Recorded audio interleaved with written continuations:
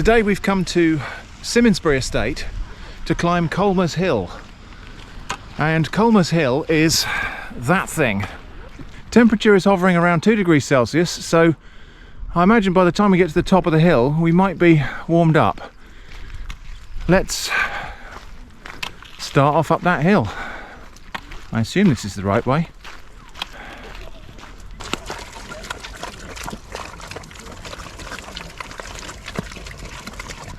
So yeah, temperature today is in the low single digit Celsius.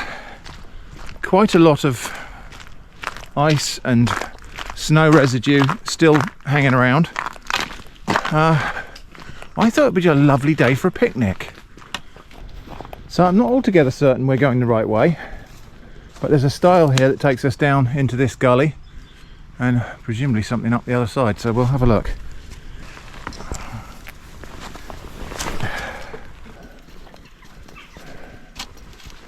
Oh, I think it's got to be up there, isn't it?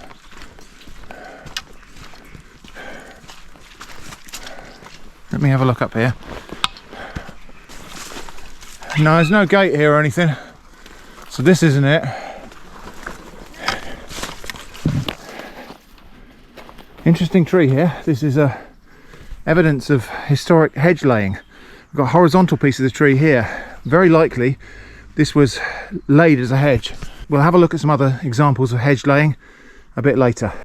So we'll carry up along this very leafy, shady lane. Lots of heartstung fern there, shuttlecock ferns, loads of ivy. Now this is a proper old cobbled lane, or cobbled path. These cobblestones have probably been here for centuries and probably weren't all as rounded as this when they went in. This is the result of a century or two of wear and tear. Well, we have been walking uphill, but we haven't been walking up the hill. Colmer's Hill is still now to our left, and we haven't yet found the footpath that will lead us to the top. Maybe. There's a gate here.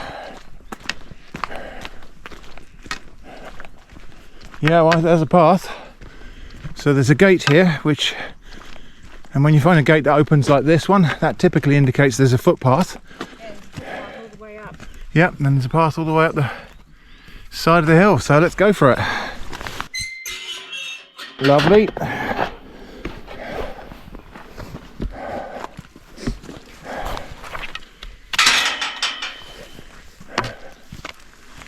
The ground frozen solid. That could make for some tricky walking. It might be a bit slippy, but at least we won't encounter any mud. So here we go, up Colmer's Hill into the sunshine.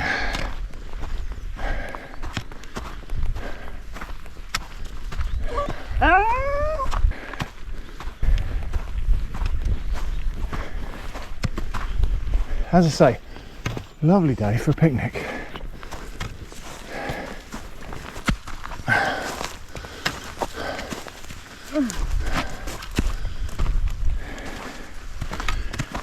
So you can see here a snow, there's a melted spot in the ground. Found quite a few of these, so that's where a sheep has spent the night, and the body heat from the sheep has melted the top surface of the ground, not much of it.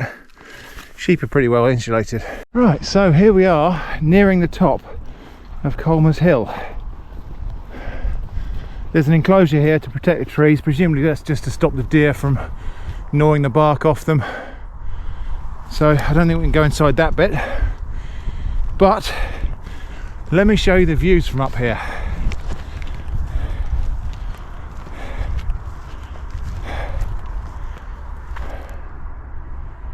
That's the town of Bridport over there.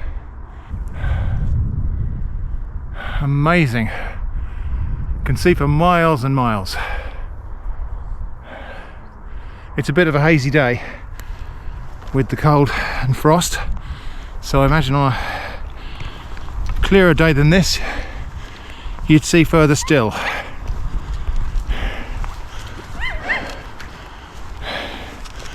Oh, okay, we can go amongst the trees in one little bit right here in the middle.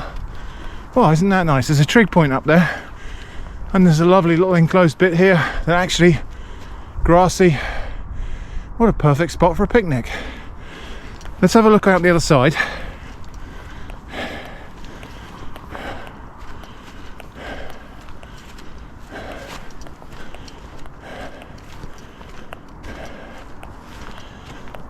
Ah, again, just beautiful views of hills and valleys, the Dorset countryside.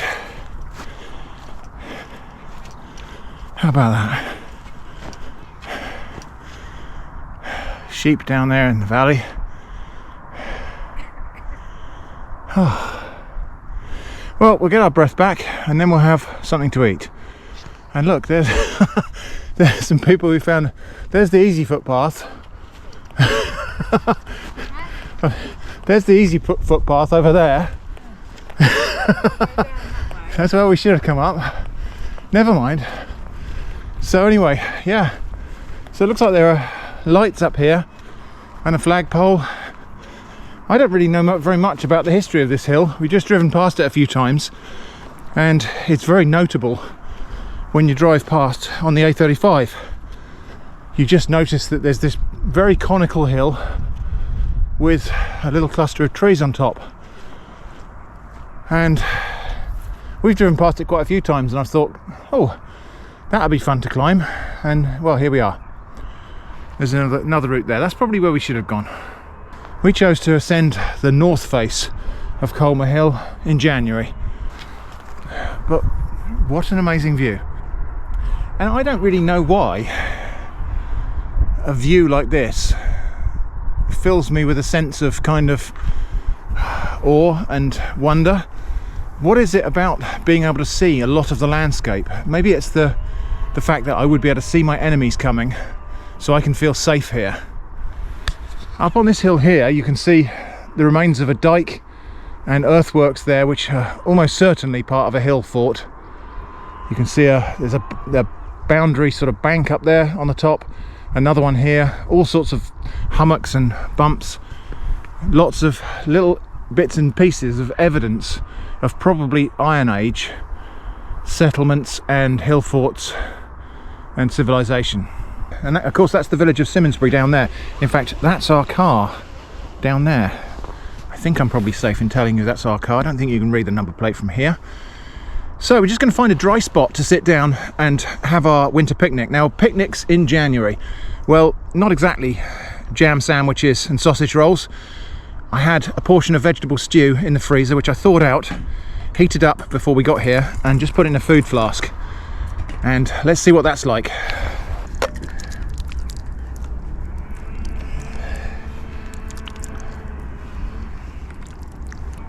As always, a little bit of pepper for me. Oh, or a lot of pepper. Right, Jenny. So, warm stew, winter picnic on top of Colmer's Hill in January. That's just right. So I think what we'll do, we'll make a circuit of the top here and the views, and then we'll head back down, and hopefully the way back down won't be quite so tricky as it was on the way up. Gotta say, walking up the frozen side was not all that safe really, and so I think walking down it would just end up with us doing some impromptu tobogganing.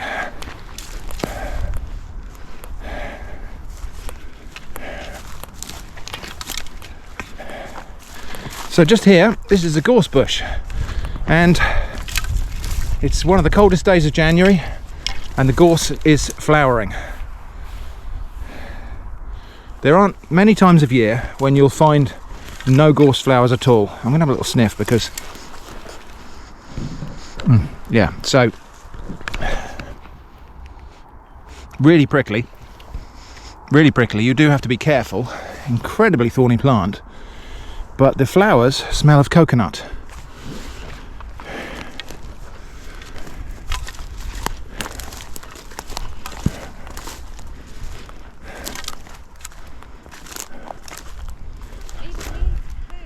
Oh, Eva's eating sheep poo.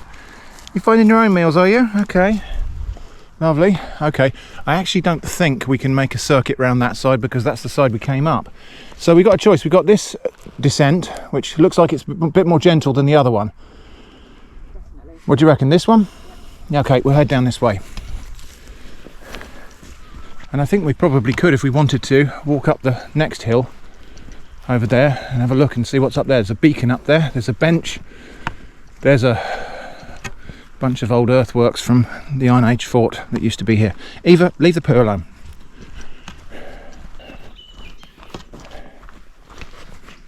So just down here, I just want to show you these trees, because I think, again, this is an old example of hedge laying. So at some point in a long time ago, these trees, oak trees by the look of it, these trees have been cut, or cut partly and then laid down to make a hedge. And what happens is the trunk that's laid down sprouts lots of upward pointing branches. We'll find a younger example of this, but that is definitely evidence of an old hedge, probably that ran all the way along this little bit here, all the way up the side of the hill. But that's a kind of derelict example, or a matured example of hedge laying. We'll find some younger bits in a minute. Sheep have been running through here, you can tell. Well, there's two ways you can tell. One is lots of sheep footprints in the mud. The other one is strands of wool caught up on the thorn bushes. These are hawthorn, I think, possibly blackthorn. But there's lots and lots of bits of wool caught up on the hedges. I think it might be interesting sometime to collect up a bunch of this wool. I'm not going to do it today, but to collect up a load of these little bits of wool and see if we can make something out of them. Maybe a little felt animal or something with needle felting. I haven't got the equipment to do needle felting, so I will leave the wool for someone else, or the birds or whatever. But that's an idea for future. And this bit is squelchy here. This is obviously a bit sheltered here. No, it's not. The mud up there was frozen, but this bit of mud was not. So here's a slightly younger example of hedge laying. So that tree has been cut deliberately and laid down along that line there.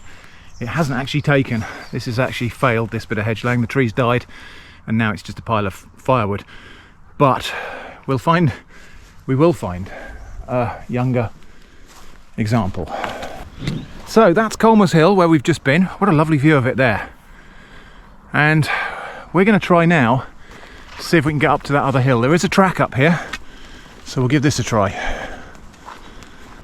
So we're nearing the top of this rise, and that's the hill we're trying to get to up there. But I have a feeling there's a dip to go down before we get there.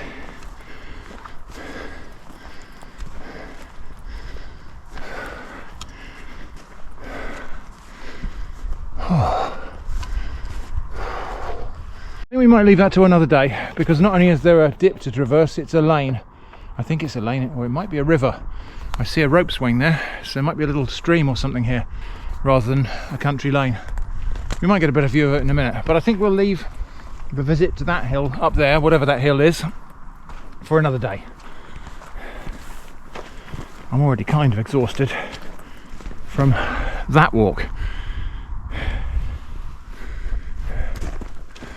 And yeah, that's why you can probably hear me breathing. It is funny that I do get people commenting on, why can I hear you breathing? What do you want me to do?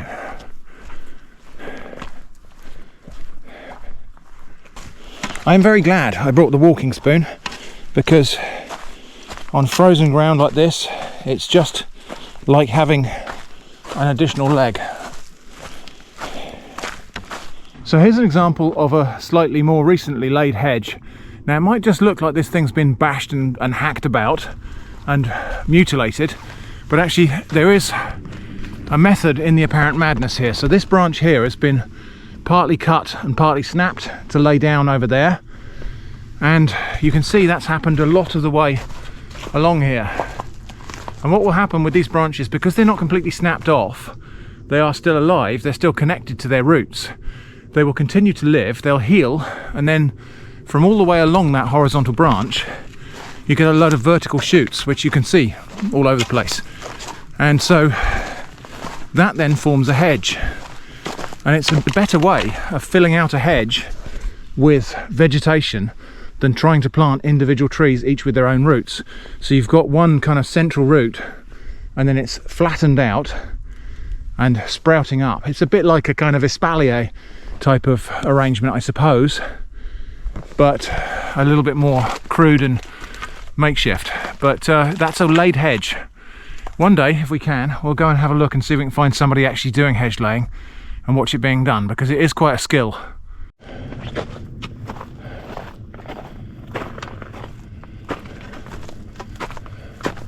The horizontal parts of the laid hedge, some of them where they contact the ground might form their own roots, and so that's or they might actually fuse with other examples of the same species, which we saw back with those more mature oak trees that have been hedge laid.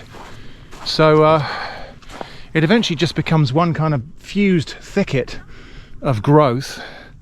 Very effective hedge, although obviously there is a modern wire fence here. But in days gone by, that would be what you'd use to keep your livestock in your field, would be a laid hedge. And wattle hurdles as well, if there was a gap to fill and there was nothing growing there. Yep, still quite frosty and cold in the shady parts. I'll just break that up. I'm doing that for a reason. Just break that up and then the birds can get in there and have a drink.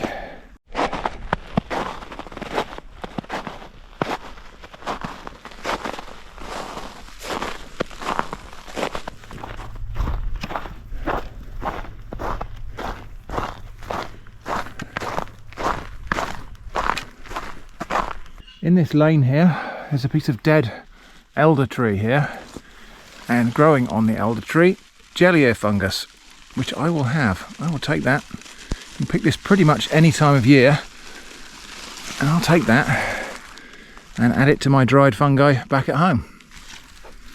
That will just dry out if I leave it on a wire rack, and then I can put it in my jar of dried fungi, which I'll do something with soon. I'm going to make a recipe, I think maybe for a mushroom based steamed bun. Normally I'd just spread these out on a wire rack and let nature take its course, but since I have the fire on, I'm just going to put them by the side of the fire here and let the warmth of the fire help to dry them out. I could put them on top of the fire and they would dry really quickly, but I don't want to cook them, I just want to dry them.